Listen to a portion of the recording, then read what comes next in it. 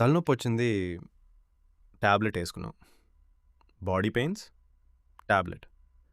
జ్వరం వచ్చింది. Tablet. Acidity ఇంకో టాబ్లెట్. జలుబొచ్చింది.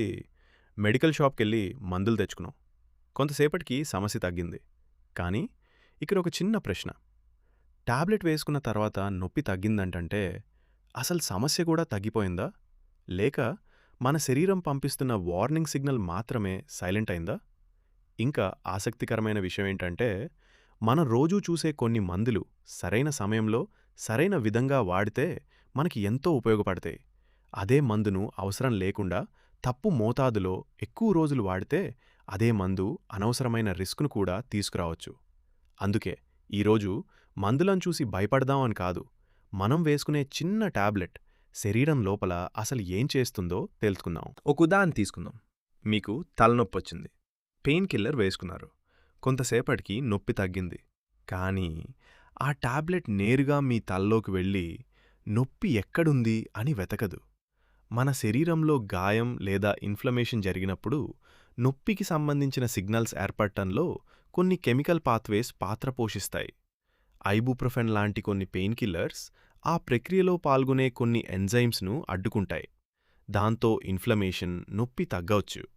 పారాసిటమాల్ కూడా నొప్పి, జ్వరాన్ని తగ్గించడానికి ఉపయోగపడుతుంది. కానీ అది ఐబుప్రొఫెన్ లాగే అచ్చం అదే విధంగా పనిచేయదు.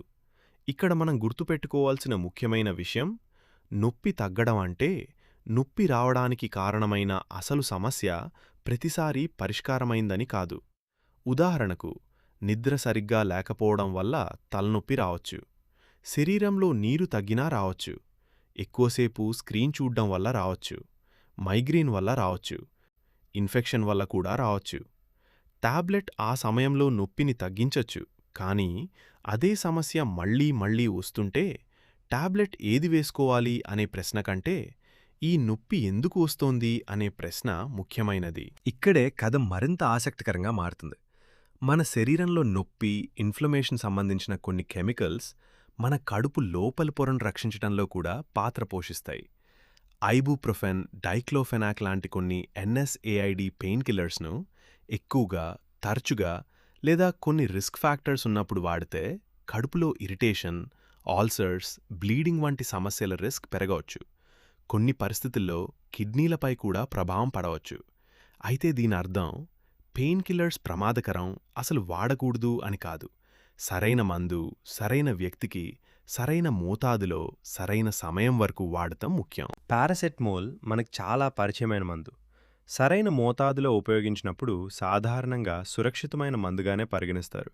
కానీ ఇది కామన్ టాబ్లెట్ కదా, ఎంత తీసుకున్నా ఏం కాదు అని అనుకోవడం మాత్రం తప్పు. పారాసెటమాల్ను అవసరానికి మించి తీసుకోవడం తీవ్రమైన లివర్ డ్యామేజ్కు కారణం కావచ్చు. ఇక్కడ ఇంకో ముఖ్యమైన విషయం ఉంది. కొన్ని కోల్డ్ అండ్ ఫ్లూ మందుల్లో కూడా పారాసెటమాల్ ఉండవచ్చు. మనకది తెలియకుండా దానితో పాటు మరో పారాసెటమాల్ టాబ్లెట్ కూడా తీసుకుంటే మొత్తం మోతాదు పెరిగే అవకాశం ఉంటుంది. అందుకే మందు మీద ఉన్న బ్రాండ్ పేరు మాత్రమే కాదు, దానిలో ఉన్న అసలు యాక్టివ్ ఇంగ్రీడియంట్ ఏంటో చూడ్డం కూడా మంచి అలవాటు. ఏసీడీటీకి ఉపయోగించే మందులు కూడా అవసరమైన సమయంలో ఎంతో ఉపయోగకరమైనవి. కొన్ని ఆరోగ్య సమస్యల్లో డాక్టర్ సూచనతో వాటిని ఎక్కువ కాలం కూడా వాడాల్సి రావచ్చు. కానీ ప్రతిరోజు ఏసీడీటీ వస్తుంది, ప్రతిరోజు ఒక టాబ్లెట్ వేసుకుంటున్నాం, ఎందుకు వస్తుందో మాత్రం పట్టించుకోవడం లేదు. అప్పుడు అసలు కారణాన్ని తెలుసుకోవడం ముఖ్యం.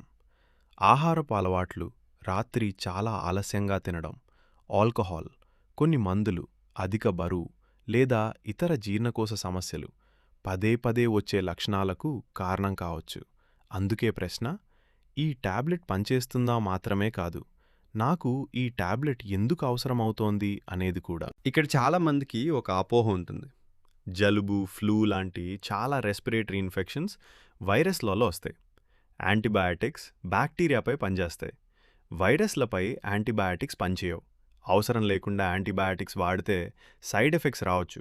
అంతకంటే ముఖ్యంగా బ్యాక్టీరియా ఆ యాంటీబయాటిక్ను తట్టుకునే విధంగా మారడానికి అది దోహదం చేయవచ్చు.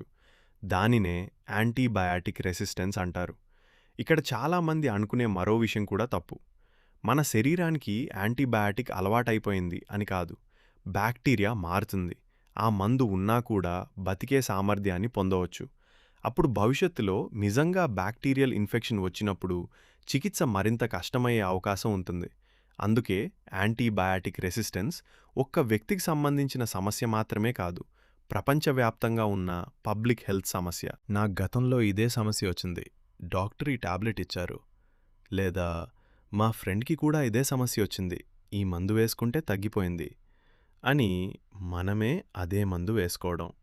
లక్షణాలు ఒకేలా కనిపించొచ్చు, కానీ కారణం కూడా ఒకటే అయి ఉండాల్సిన అవసరం లేదు. వయసు, కిడ్నీల పనితీరు, లివర్ పనితీరు, అలర్జీలు, ప్రెగ్నెన్సీ, ఇప్పటికే వాడుతున్న ఇతర మందులు, ఇవన్నీ ఏ మందు సరైనది అనే విషయాన్ని మార్చవచ్చు. ఒకరికి సరిపోయిన మందు మరొకరికి కూడా తప్పకుండా సరిపోతుందని చెప్పలే.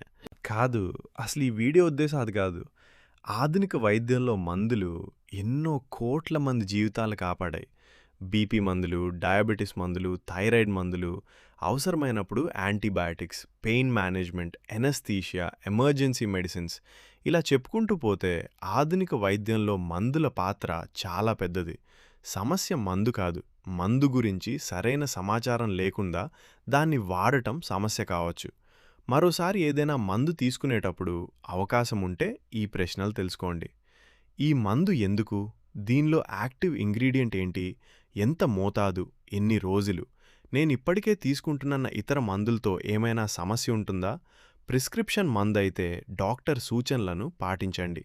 ఓవర్ ద కౌంటర్ మందైనా లేబుల్లో ఉన్న సూచనలను పాటించండి. సందేహం ఉంటే డాక్టర్ లేదా ఫార్మసిస్ట్ను అడగండి.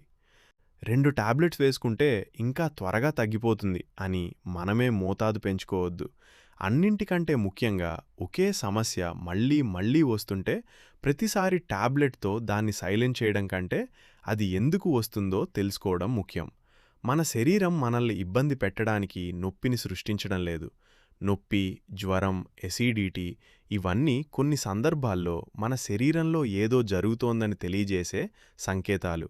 ఆ లక్షణాలను నియంత్రించడంలో మందులు చాలా శక్తివంతమైన సాధనాలు. కానీ సిగ్నల్ తగ్గించడం, అసలు కారణాన్ని పరిష్కరించడం, ఈ రెండు ప్రతిసారి ఒకటి కావు. అందుకే టాబ్లెట్ను చూసి భయపడకండి. అలాగే టాబ్లెట్ను చాలా క్యాజువల్గా కూడా తీసుకోకండి.